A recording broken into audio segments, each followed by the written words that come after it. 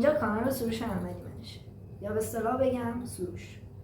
تو این بخش میخوایم در مورد روباه 9 توضیح بدیم، یا به اصطلاح بگم کیتسونه.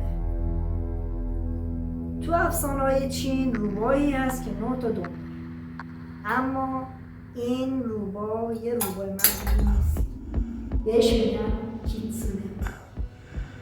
میگن وقتی 1000 سالش بشه تبدیل میشه به موجودی جاودانه با قدرت هایی که حتی خدایان هم ازش میترسن. کیتسونه میتونه ظاهرش رو حوض و وارد ذهن تو بشه، اینا حتی عاشق بشه، ولی اگه فریبش بدی دیگه راه برگشت نیست.